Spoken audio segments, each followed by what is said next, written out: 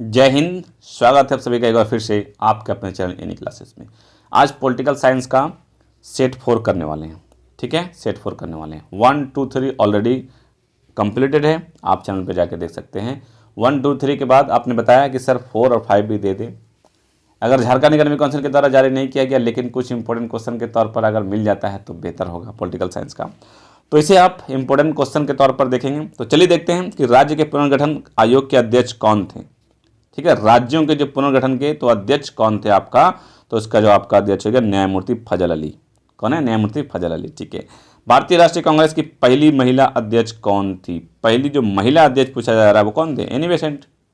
Number A option सही हो गया। ठीक है, आपका 3 नंबर क्वेश्चन कि राष्ट्रीय विकास परिषद की स्थापना कब हुई? विकास परिषद के पूछा जा रहा है। ठीक है, राष्ट्रीय विकास परिषद की स्थापना कब हुई थी? तो 1952 में हुई थी। क्वेश्चन नंबर 4 देख लेते हैं कि एस स्वामीनाथन का संबंध था। एस स्वामीनाथन, क्वेश्चन नंबर 4 है। एस स्वामीनाथन का संबंध किससे है? स्वामीनाथन का तो हरित क्रांति से है। ठीक है, भारत ने पहला सफल परमाणु परीक्षण कब किया? ठीक है, कब किया? इससे पहले चैप्टर में था मॉडल में, कहाँ किया? यहाँ पर क्या लिखा हुआ है कि कब किया? तो 1974 में किया था। किस वर्ष चीन ने भारत पर आक्रमण किया था? चीन जो है भारत पर आक्रमण किया था 1962 फिर 1962 की लड़ाई। ठीक है, याद होगा आपको शायद। भारत में लौह पुरुष के नाम से कौन जाने जाते हैं? ये जो क्वेश्चन है 2-3 सेट में दिया गया है। ठीक है, तो कौन जाने जाते हैं? तो आपका आंसर तो सबको मालूम होगा, सरदार पटेल जी। 8 नंबर है कि भारतीय राष्ट्रीय कांग्रेस ने संस्थापक कौन थे? ये क्वेश्चन A.O. ह्यूम थे। ओके, नेक्स्ट क्वेश्चन देख लेते हैं कि भारतीय संविधान के किस अनुच्छेद के अंतर्गत राष्ट्रीय आपातकाल लगाया जा सकता है? 9 नंबर क्वेश्चन में राष्ट्रीय आपातकाल किस अनुच्छेद के अंतर्गत लगाया जा सकता है?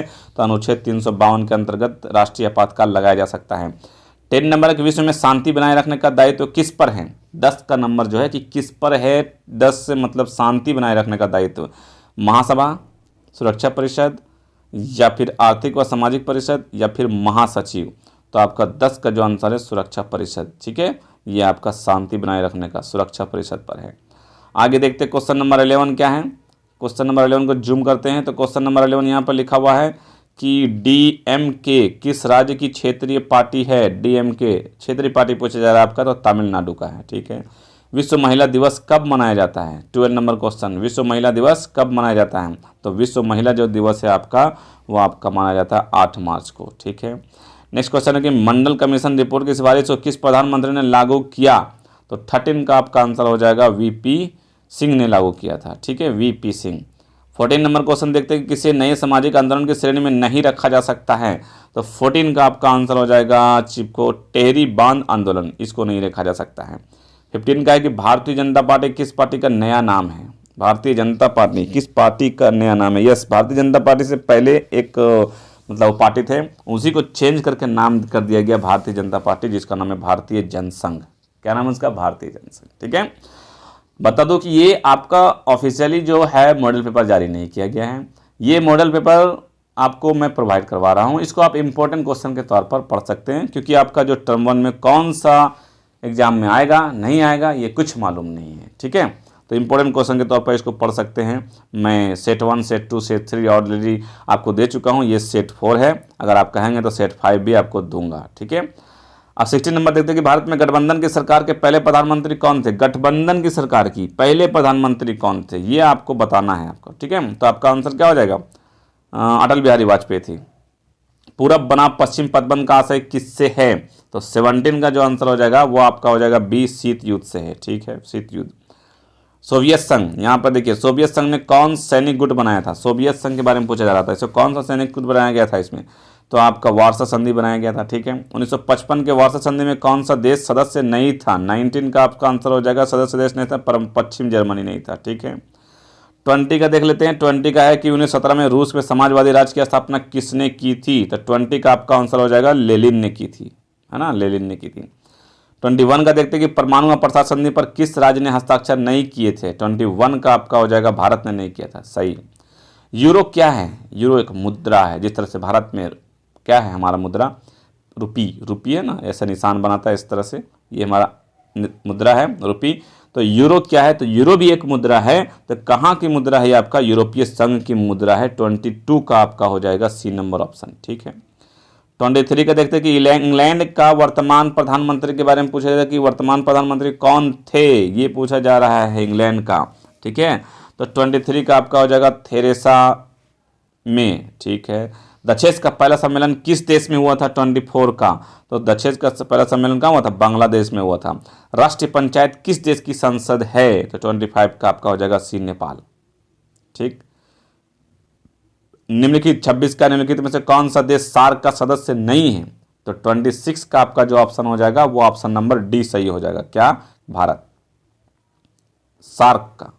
ठीक है, मलेशिया, इंडोनेशिया, जापान है, भारत नहीं है। ठीक है, वर्तमान में संयुक्त राष्ट्र संघ का महासचिव कौन है, ये क्वेश्चन पहले भी था और उसमें भी लिखा हो गया था आपका, इसमें भी वो जो ऑप्शन नहीं दिया गया है। ठीक है, तो ऑप्शन आपका क्या हो जाएगा, एंटोनियो गुटेरेस। अभी जो पूछा जाएगा एंटोनियो, ये क्वेश्चन पहले के लिए छपा गया था, तो एंटोनियो गुटेरेस आपका हो जाएगा। ठीक है, 28 का देख लेते हैं कि 28 में क्या है कि अंतर्राष्ट्रीय न्यायालय का मुख्यालय कहाँ है, अंतर्राष्ट्रीय न्यायालय का मुख्यालय पूछा जा रहा है, तो अंतर्राष्ट्रीय न्यायालय का मुख्यालय आपका हेग नीदरलैंड में है। ठीक है, 29 का है कि यूएनओ निशस्त्रीकरण आयोग कब बना, यूएनओ निशस्त्रीकरण आयोग के बारे में पूछा जा रहा है, तो आपका 1952 में बना, 1952 में। पर्यावरण सुरक्षा के लिए सबसे पहला अंतर्राष्ट्रीय सम्मेलन कहाँ हुआ, 30 का, तो 30 का आपका आंसर हो जाएगा स्टॉकहोम में हुआ है। ठीक है, 31 का देख लेते हैं कि 31 में क्या ऑप्शन है, क्या क्वेश्चन है। 31 में क्वेश्चन है कि 1992 में किस शहर में पृथ्वी सम्मेलन हुआ था, 31 का, तो आपका क्योटो में हुआ था, है ना, क्योटो में हुआ था।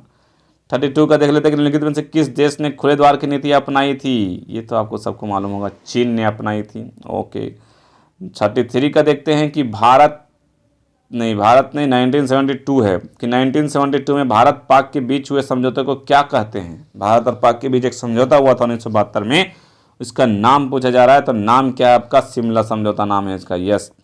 34 का है कि भारतीय अर्थव्यवस्था है 34 में, तो भारतीय अर्थव्यवस्था कैसी है, मिश्रित है।